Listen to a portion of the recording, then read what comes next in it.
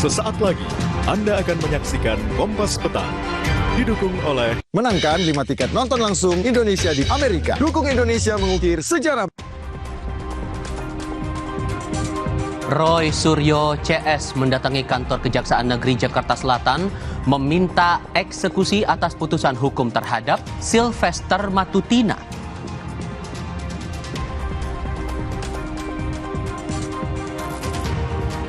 Sehari usai dipanggil Presiden ke Istana, PPATK kini umumkan telah membuka blokir 31 juta rekening.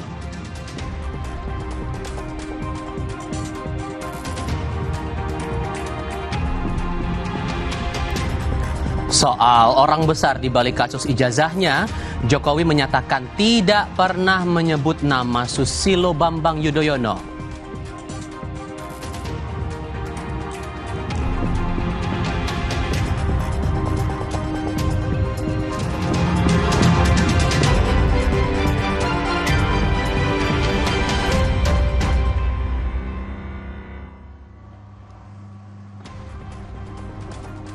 Halo, selamat sore saudara. Anda menyaksikan program berita Kompas Petang.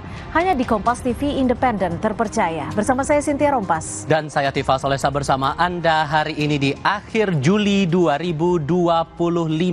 Laporan pertama kami mulai dari Banten, saudara. Sidang pembacaan tuntutan dalam kasus pembunuhan disertai mutilasi di Kabupaten Serang ricuh. Warga yang tidak kuasa menahan emosi melempari terdakwa dengan botol dan sandal.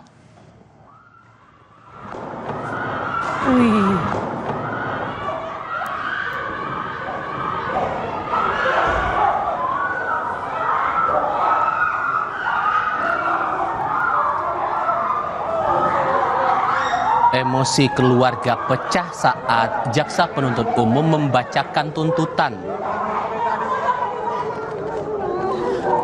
Terdakwa oleh jaksa dituntut pidana mati. Setelah hakim mengetuk palu, warga yang tak kuasa menahan emosi berusaha melempari terdakwa dengan berbagai benda seperti botol air minum hingga sandal.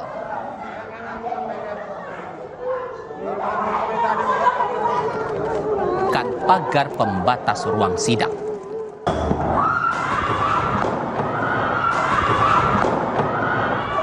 Sempat rusuh juga ya Pak sebentar tadi. Ya. Itu alasannya apa Pak?